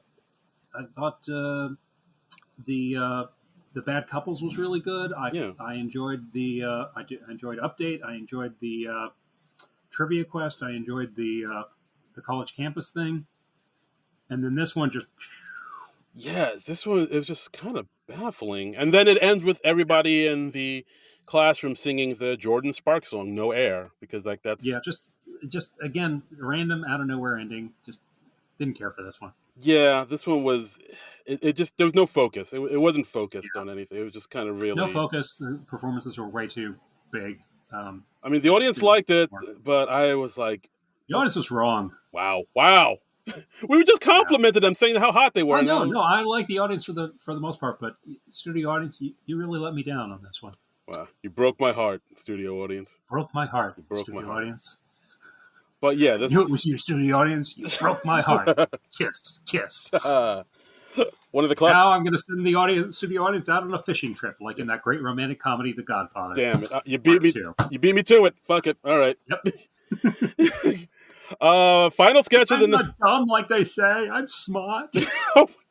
God, that scene is just—it's weird that the way he says it, but it's also heartbreaking. Oh God, John Cazale. I got to watch those movies again. I think they're still on Paramount Plus. But yeah, I think so, man. I can handle things. Movies, man. Godfather movies. Yeah, like I can handle things. I'm smart. I'm not like dumb like everybody says. I'm smart. I'm smart. Yeah, because it's just so heartbreaking to hear that character. Like he's aware that everybody thinks he's an idiot. Yeah, and it's like, oh no, it's sad. And look, pour one out real fast for John Cazale. Did like 5 movies. He did the first 2 Godfather movies. He did Dog Day Afternoon. He did The Deer Hunter, and what was the 5th one? I keep the 5th one's another classic. Let me check. I don't remember. Yeah, but yeah, like he. But he did 5 movies before he died, like way too young. They are all freaking bangers. And he was also Meryl Streep's boyfriend. So how amazing is that? The Deer Hunter, The Godfather, Dog Day Afternoon, The Conversation. The Conversation, that's another amazing movie. Francis Ford Coppola. It does the conversation between the first 2 Godfather movies. That's good God. I mean, is there a better movie career than that? Yeah. 5 movies, all freaking classics. Yeah, it's pretty phenomenal. Yeah, he did a short. Yeah. He was in a TV series called NYPD. Mm-hmm. Godfather, Conversation, Godfather 2, Dog Day Afternoon. Yeah. That was it. And The Deer Hunter. And then but still, damn. That might be a perfect filmography. That is a perfect. That man batted 1,000. So. Wow. Anyway. What were we talking about? Sketch. People's Court. People's Court. Hair Day. Yes. So yeah, this is a People's Court sketch. We see Ayo coming into the courtroom. She is the plaintiff, saying that her hairdresser gave her a terrible haircut. Ego comes in as the defendant, as the hairdresser in question. Dun, dun, dun. Yeah. Did you just love hearing the People's Court theme? I did. I was like, it brought me back. I was like, oh wow, that just took me back. I mean, although it never seems like the real People's Court to me, since Judge Wapner is no longer with us. Yeah. No Wapner, no peace. Yeah. That's what I say. You say that often. You do say that. I do. That is my mantra. Like, regardless of what we're talking about, you just say it. Regardless of the context, I just like to yell out, no Wapner, no peace. Yeah, and I'm like, why are you saying that, man? I don't get the what are we? I don't care. It's my movement. Okay. Movement. It just never seems like the real People's Court to me if it's not Judge Wapner. I've never accepted any of the other judges. Except no imitations. Yeah. But yeah, so we have Devin as the bailiff, Keenan as the judge. He looks at Ayo's haircut, saying, yeah, your haircut looks fine to me. And then she turns around. There's a chunk of her scalp missing and her brain exposed in the back. Exposed brain. Yes. Yep. Yikes. And we later have Punky coming in with a bad haircut to defend Ego. And she's got like this really high hairline. And when she turns around, she also has an exposed brain. I wasn't nuts about this one. It was kind of... It had some good lines here. Like, I liked how Ego was defending herself, saying about, oh, she's lying. She loves her haircut. I saw her at the club. Brain down, ass up. Yeah. I also like the line how the judge was like, yeah, you need to get to a hospital. What are you doing here? And then Aya says, well, I can't go to the hospital because my ex is there. I can't let him see me. Then Ego says, well, your ex is probably just a RN or something. And then Ayo says, no, don't get it twisted. He sells his blood for money. Yeah. I thought that was a cute line. But yeah, it was kind of... Sounds like you dug it more than I did. It didn't really work for me. Like at one point, like Ayo, she had a line about how the haircut's really bad because she's got that exposed brain, and like dogs were like licking her brain. And then I'm just flashing back to massive head wound Harry. Yeah, And that did make me think of that too. Yeah, don't remind me of a much better comedy sketch in the middle of your comedy sketch. Yeah, don't do that. Especially if it's from the glory years when Dana Carvey was on the show. I did like the line, like you talk about how when it's windy, I can feel my memories being blown away. Mm-hmm. There's like a few lines in here. I was like, all right, that's something. That's Okay, clever. yeah, you're making a good case here. There were some good lines scattered in there. Maybe I was just burned out on the show at this point. Maybe there were a few good lines scattered in there, but although I will agree, I thought the ending for the sketch was super weak. Yeah, I don't even remember the ending. I didn't rewatch this one. It ended with like the judge being kind of disgusted, saying, "I hope you all just go to hell, and I'm going to go to Chili's." And he gets up and leaves, and that's the sketch. That's literally it. Like the judge goes to Chili's, and I was like, Kinda "What?" Anticlimactic. Yeah. And I feel like the sine curve of this episode. It starts out low, and then it it's a bell curve. It gets way up there in the middle. Yeah. And then it slumps back down again. So it peaked right in the middle. So I feel like, when they edited this episode down to just like an hour for a rerun or something, right. I think it's going to edit down well because they can cut out all the weak stuff. Yeah. And overall, that's the episode. Overall, I think it was an improvement over the last two episodes, but still, like I said earlier, not the home run that the show needed. It wasn't a home run, but it was substantially better. I feel like the cast was pretty proud of themselves. They seemed genuinely giddy at the good nights. Yes. Maybe that's just because Nikki Haley wasn't there. Yeah, although Io did give her a shout out, unfortunately. I mean, she probably had to at the very end. Yeah, I mean, if somebody makes a cameo on the show, you pretty much have to acknowledge them at the end. Yeah. I don't think she had any choice about that. So I'm not going to get on her case about that. Yeah. I was just like, Nikki Haley didn't stick around. I think she read the room. She was like, I'm gonna dip. Yeah.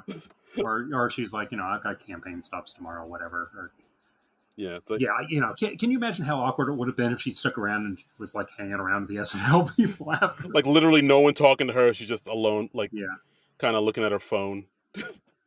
Like, and we did see Devin taking a selfie with what's her face from J-Lo's first number. Oh, Lotto or. Yeah, he was taking a selfie with her during the good nights. Yeah, yeah. Something tells me no one's gonna be posting selfies of them with Nikki this weekend. Hopefully not. I'd imagine, why open that can of worms? Yeah. I'd be very surprised if I was like, oh, me and Nikki chilling by the buffet table. What's up? But I feel like Io is a great host. She brought a lot of energy. She's obviously got comedic chops. I think she was great. I would not be surprised at all if they bring her back. Yeah, like I could definitely see that she and her and the cast gel very well. Like, she's likable, brings energy. Like, yeah, I could totally see. She's one of those hosts I could easily see being a cast member herself. Yeah. Yeah, absolutely. For sure. So like, hopefully we'll see her come back. I think we will. I think this show was kind of well received. I think it seems like what I'm seeing online is like, for the most part, people may not have liked the show, but they loved her. So it's like they have no gripes with her. She brought the energy. It was just other things about the show that maybe could have been improved, we'll say. Yeah. Do we want to get into people's comments? Let's get into people's comments. Let's see what the people on the Twitter sphere say about. Okay, I got our first one here from Boardman Gets Paid. It says, "Salutation, fellow nerds. I thought this was the best episode of 24." Ooh. I don't remember Keeper Sutherland defusing any nuclear bombs or anything, but okay. Nice. I thought this was the best episode of 24. I liked the sketches, and the second game show was hilarious. Me and my sister have a running joke that J-Lo can't sing, but talks very pretty. But I just want to know, how do we feel about Shane Gillis hosting? Oh, well, I guess we should get into that now. Let's get into it now, because SNL is taking a break, and they posted who's going to be hosting when they come back on February 24th, and this is a controversial pick, to say the least. Yeah. Hosting They've announced the host, Shane Gillis, who, if you are an SNL fan, an SNL aficionado, an SNL nerd, as you will, you may remember that Shane Gillis was supposed to be a cast member. Yeah. Then some unfortunate things that he had said came out, Yeah. and he was fired within 5 days. Never got to do a show. No. Yep. Grand opening, grand closing. He said some things on his Yeah. podcast that were unfortunate, off color, and just Mm-hmm. weren't great. He was Yeah. supposed to come in the same time that Bowen and Chloe got Chloe hired. Fineman. Yeah. Yeah, Chloe Fineman, not the other. We got two Chloes now. We Yeah. got to identify which Chloe. I keep forgetting. Yeah. And then he got the old heave ho, and so to have him come back and host, it's like I remember like seeing online because like I kind of go on Twitter sometimes before the show. Do you? Yeah, from time to time. So Okay. before the show aired, I checked on Twitter and I saw some people that were at the dress rehearsal tweeting, "Oh my God, I just saw who they're gonna have hosting the next one, Mm-hmm. guys. It's bad. This is Yeah. not good." So Yeah. like in my mind, there's only a couple people who I thought would. My thoughts were, I thought like, okay, well, they had Chappelle at Good Nights last week. Are they bringing Chappelle back? And I'm like, surely they wouldn't bring Louis C.K. back. Yeah. Because they pretty much dropped him like a hot potato after his scandals came out. I was thinking Shane Gillis. I never would have even. I never had that on my bingo card. I had that. I thought maybe Joe Rogan. But because he is very popular. Yeah, he's very popular. He's a horrible. He's a very popular and a horrible person. So he ticks two of the boxes that SNL likes. Yeah, he just signed a very lucrative deal with Spotify, and but I was like, they wouldn't. And Lauren was like, who's another horrible person we can spotlight and amplify? Is Genghis Khan still alive? Oh, that's unfortunate. Oh. Genghis would have been good. I feel like he would have fit the show well. Yeah, the diversity and all. Yeah. But Shane Gillis, like in my back of my mind, I thought maybe, and yeah, sure enough, it's. I honestly I haven't really paid attention to Shane Gillis and his career since the whole SNL brouhaha came out, and I hadn't heard of him before, so I'm not real versed in Shane Gillis. I was when that happened. I mean, we talked about it on the podcast, and then I think we talked about it one week, and then he was fired by the next. Yeah. And since then, I never really thought about Shane Gillis. I know he's had like a lot of success since then. He's apparently had a couple Netflix specials and stuff. Yeah, well, he had a special on YouTube. I think he has just the one on Netflix, but it was very well received. I think it's a second one, but the second one's on Netflix. The first one's on YouTube. Yeah, okay. He's been on. This is what happens when you're canceled, people. Yeah, folks. Can we all agree now that getting canceled is not a thing? Like it's just not. If you have a comedy special on YouTube, but if you have one on Netflix, you're not fucking canceled. Yeah, it's just not a thing. It's a boogeyman. Yeah, I read on his. Let's see. I think he's got like one of the most popular podcasts, the most subscribed to podcast on Patreon. Really? And he was named one of the new faces at the Just for Laughs festival in Montreal in 2019. Yeah, I think that's what caught his.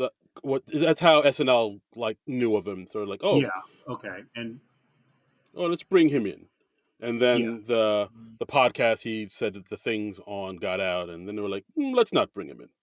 Yeah, the Laugh Button ranked his YouTube comedy special live in Austin in second place in their top 20 comedy specials of 2021. So he's done very well for himself, and yeah, he's done good. That's fine. And he gave a statement at the time. I remember where he said, "Oh, let's see." He tweeted. He said, "I'm a comedian who pushes boundaries. If you go through my 10 years of stand-up comedy, most of it bad, you're going to find a lot of bad messes. I'm happy to apologize to anyone who's actually offended by anything I've said." And people were not really happy with that when he was trying to get ahead of the scandal. And I think he later said he was literally 5 minutes of being pressured to write anything. So he didn't.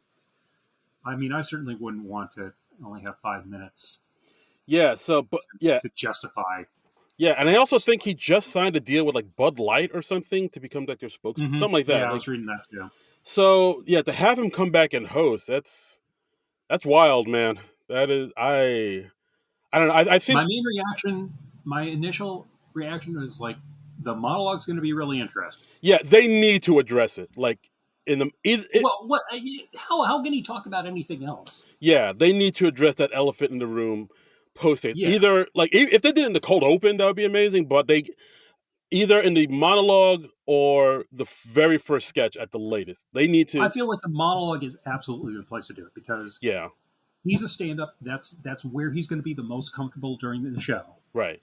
and that's where he can craft his message the most. Yeah, Um, so I think they've got to do it in the monologue. Yeah, absolutely. I mean, even if anybody else from the cast wants to be a part of it, like I've seen. yeah.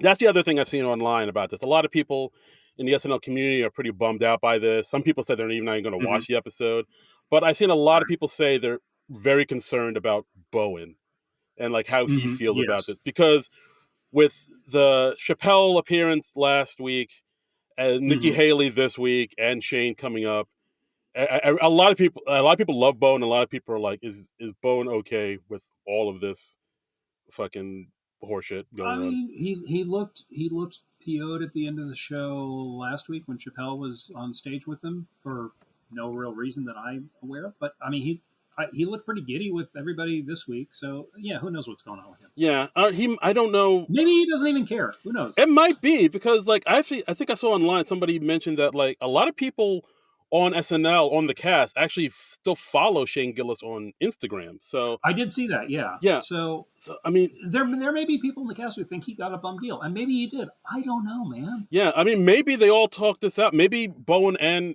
Shane actually had to talk about it, but they just didn't post it on social media. And like maybe they're cool. I don't know. But It wouldn't shock me if Shane Gillis had like a few advocates in the cast. it You could. know? I'm pretty sure Che and him are pretty cool. If Okay. I had to guess, Well, because yeah, because like I know Shane Gillis kind of rolls. I think like Shane and Chappelle are kind of cool, and like yeah. Well, I mean, he's. I didn't realize that he had a special on YouTube, so maybe I'll just try to find his special on YouTube and get more familiar with Shane Gillis. I think that would be good for me to do as homework yeah, this week. because I think a Um, lot of people kind of think that he's probably one of those right wing anti-vax fuck cancel culture type of comics, but mhm. the little I've seen of his stuff, he's not really that. Like he's a little bit Yeah. more center than like hardcore MAGA right. Right. But yeah, but like he definitely does appeal to a certain demographic because he's from rural Pennsylvania, so that whole Hmm. kind of red state audience digs him. But like he kind of he doesn't play fully into that. Like Yeah. he'll make some some jokes that are kind of liberal, and he also make fun of the liberal, but he also make fun of the right a little bit too. He seems to be more in the middle Okay. than anything. So, well, look, I'm perfectly willing to give the guy a chance. I mean, look, the host we had this week has said stupid things on Yeah. the podcast, and God knows we've said stupid things Oh, on the podcast. And absolutely. I mean, if we ever become notable, I'm sure someone will comb through all the archives just to find heinous shit that we've said and take it out of context, oh possibly. yeah, we're done. Which honestly, I am all for because it would mean more people are listening to the podcast. That's right. Just leave reviews, people. Tell a friend. Leave good reviews. Leave five Oh, star right. reviews. Yes, 5 star. Damn it. Yes, 5 star reviews. Leave 5 star reviews. Yeah. And tell a friend. 5 star reviews boost the algorithm. Send some money our way. Yeah, Donate to the Patreon. absolutely. So I mean, those are our thoughts just off the top of our head. Yeah. It's yeah. I know a lot of people online aren't happy about this. I'll. I'm I mean, I'm not at the outrage stage right yeah. now. Like I was more outraged about like Elon and Trump hosting than I am about this. So was I. I was certainly more outraged about Nikki Haley Yeah.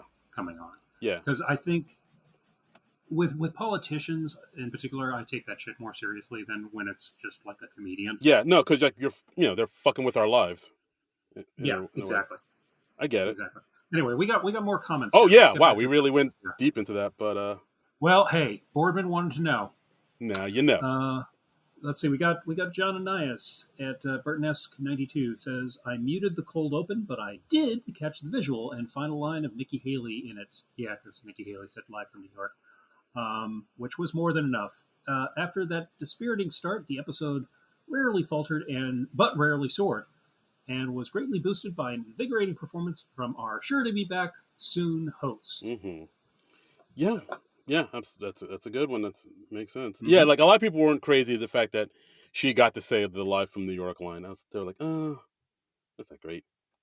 Yeah. Drew S. Rod saying, was the hypnotist sketch Ayo's subtle way of reiterating that J-Lo can't sing? Controversy? 4 question marks. 4 question marks? I don't think so. I don't get that at all. Sorry. Yeah, I just thought it was weird. I don't see like you essentially apologizing in one sketch and then doubling down in another. Yeah, I don't. And I don't see Ayo having that much power over the writer's room. Yeah, so. Absolutely. Drew also goes on to write, remember when we talked about how bad the Lordy episode was? This felt so much worse. Another awful Trump cold open. Side note, why did they give Keenan and Mikey the same first name in the Why Do You Say That sketches? First half of the episode was terrible. Notice that. I didn't go back and look at the old one. I didn't even see that. Yeah. First half of the episode was terrible, lazy writing, and bad execution. Yeah. Right. Drew also goes on. There's another tweet from him. It says, Weekend Update was the only time I laughed all night. Shay's half-white Obama joke slayed. And I love the new angle Sarah Squirm took while crapping on Jost. She is a bottomless well of ways to crap on Jost. Yes. God bless her. He says, Elevator would have been better as a live sketch with more escalation. Please Don't Destroy should have replaced the second game show sketch. I would have loved to see the Please Don't Destroy sketch in there. Yeah. Yeah. As far as I know, they haven't put up any cut for time things yet. I don't think. I mean, they weren't in the intro. Yeah. Oh, they weren't. Okay. I didn't. No, they weren't. But yeah, it is interesting how we're seeing kind of less of them now. Like we only saw the one for 2024 so far. It's like, what happened to our PDD boys? They were on the rise. Yeah. What's happening? Jacob at Dark Matter _362 saying, I had high expectations. Cold open. Why, God, why? 0 out of 5. Monologue eventually found footing. 3 out of 5. IG. Drew Barrymore made me laugh more than the sketch. 1.5 out of 5. Dune. Started weak, ended strong. 3.5 out of 5. Wow, he gives it the whole thing. Dune started weak / ended strong. 3.5 out of 5. Drugs started strong, ended weak. 2 out of 5. Me Cute. 1 out of 5. Ooh, wow. Oh my goodness. Weekend Update, pretty good. Oh. Sarah, thank you, Queen. 4 out of 5. Trivia, 1 note, but well performed. 2 out of 5. Elevator 10, I'll take it. 3 out of 5. Hypnotist, great start, disappointing end. 2.5 out of 5. People's Court, yes, finally a decent sketch. Wait, the show's now over. Damn, 4 out of 5. Gillis, why? Exclamation points. Ooh, okay. All right. Wow. Jacob has his opinions. Yes. Jacob has his opinions. Looks like we got because you tagged J-Lo, her Twitter account. I think we got a couple of J-Lo fans. Oh dear, I shouldn't have. There's Bing a John Icon just says J-Lo Lotto fantastic, and Soam Design says thank God for J-Lo's performances because the rest was boring AF. Okay, all right. Maybe I should. So I think they were probably just watching just for Jennifer Lopez. Yeah, maybe I should do hashtags instead in the future. Yeah. No harm done. Yeah, no harm, no foul. Yeah. Okay, and we have Techie at Uncle Scrooge DCK. Duck. Uncle Scrooge Duck. Saying, oh, look, someone who can do live acting. The Dune Popcorn. That's probably a shot at Dakota. The Dune Dakota and Jacob Delord. Yeah, both. Yes. Oh, wow. Yeah, 2 shots. Bang, bang. The Dune Popcorn was pretty good, too. A lot of the jokes felt like they went too long, but that's been the trouble since the 70s. A Matt Shat with J-Lo could have been fun. I think they've already did a Matt Shat with J-Lo. What is the Matt Shat? It's it's that sketch where it's Mikey Day. He plays like a kind of goofy looking dude who's always with who has the really hot wife. Yeah. Okay, I just never really retained the character name. Okay. Yeah, I feel like they did that with J-Lo already. Like that does sound. I know we did it with Margot Robbie and Anna de Armas. Yeah. I feel like That might go as far back as the last time that J-Lo was on the show. I've got a page for the SNL wiki, so let me do a little searching for Matt Shat. Okay. But yeah, that's the seems to be it for the tweets, and that's our episode, guys. Yeah, overall, I feel like this was a step up for sure from the last two episodes. Still needs a way to go. The Shane Gillis, I don't know, man. That's I, I'm I'm cautiously, I don't want to say optimistic. I mean, it doesn't I'm upset willing to me. give him a chance. Yeah, like I'm Yeah, not as enraged as when they put Elon on. Like that really kind of pissed me I off. mean, look, we were doing the podcast when they had Trump host in 2015. I skipped that episode. I thought it was wrong for them to have him on. I have not watched that episode to this day. I have no interest in seeing Yeah, it. Elon, I only watched because of the podcast.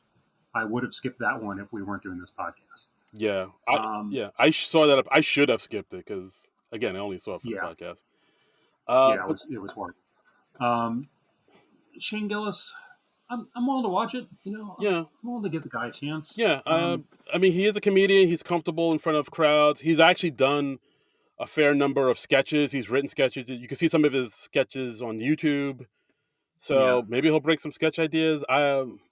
I don't know. Like they really need. I really would love it if they had like a really strong, powerful sketch or cold open that just addresses the elephant in the room and just really gets it all out in the open and I really gets feel like into it. they have to They somehow. got it. Yeah, They can't ignore it. They just can't. yeah. And hey, if always, if you want to know my other thoughts on about this, you can go back into the archives and look into that article where NBC News interviewed me about the Shane Gillis firing back in 2019. Right, I remember that happening. That's right. Yeah, we were like, hey, we're getting some attention from the mainstream media. It's all going to happen now. We're not Mm. going to be still toiling away in obscurity 5 years from now. Yep. It was nice. By the way, there was a Matt Shat sketch with J Lo. It was Surprise Home Makeover. Yeah, I thought they already did that. That's So what I thought. yeah, so they did do that. Yeah, okay. And I'll tweet out the link to my that article I was in back in 2019, back when. Yeah, Yeah. yeah. But Please do. yeah, that's the episode, guys. Thanks again for listening, as always. You can follow our little podcast on Twitter because we refuse to call it X at SNL Mhm. Nerds Show. You can follow me Mhm. on Twitter and all socials at Darren Credible, DARIN Credible. You can also follow me on Twitter and Instagram and what is the other place I'm on? Blue Sky at Trumbull Comic, TRUMBULL, the word comic. Absolutely. And we got a couple of break weeks before Shane Gillis comes on. So what are we going to do to fill those weeks, Darren? Well, we talked about it, and we were like, "What can we do? What can we do? What can we do?" And Yeah. we landed on something that I think is pretty cool. We're gonna go back in the archives, and we're gonna pay tribute to the passing of the late great Carl Weathers, and talk all Mm-hmm. about the Carl Weathers hosted episode of SNL from way back in January of 1988. Ooh, all right. Mm-hmm. Reaching back. I mean, I mentioned before I'm a big fan of the Dana Carvey years. That cast in particular. That was the cast when I was first started watching the show regularly. So I'm looking forward to that. Yeah. Don't really remember much about that episode offhand. So Yeah, episode came out January 30th, 1988.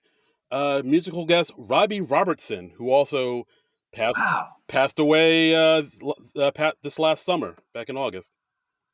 Yeah. Okay. So Well, that sounds like a cool show. We were talking about it before we started recording. We think he was Carl Weathers was probably recording or promoting Action Jackson.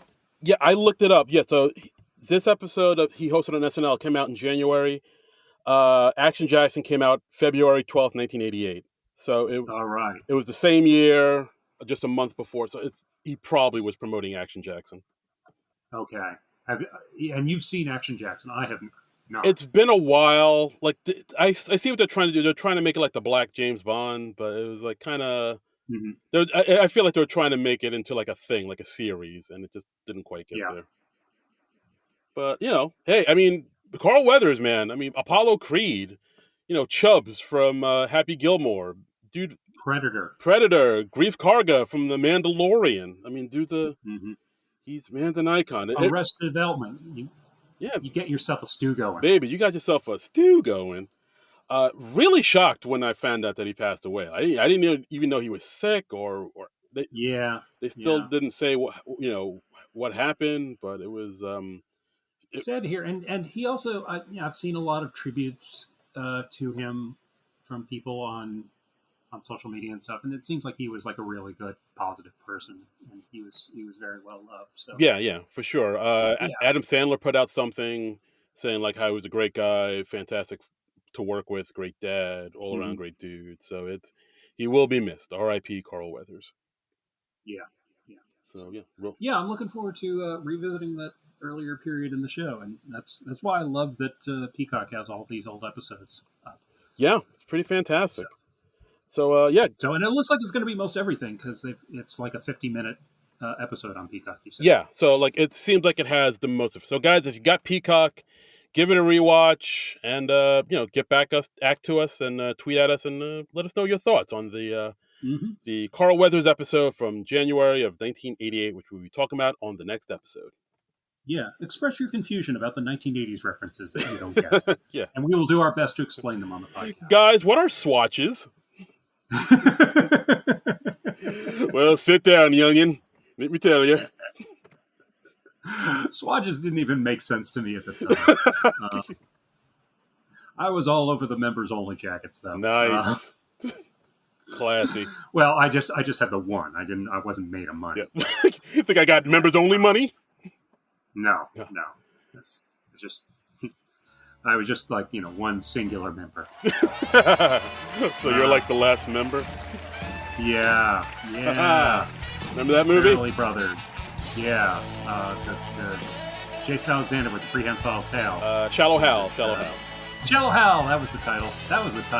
With the poacher in a fat suit. Mm-hmm. Has it aged well? Who can say? Anyway, that's going to be next week. We're going to be revisiting Carl Weathers and Robbie Robertson. But until then, nerds out.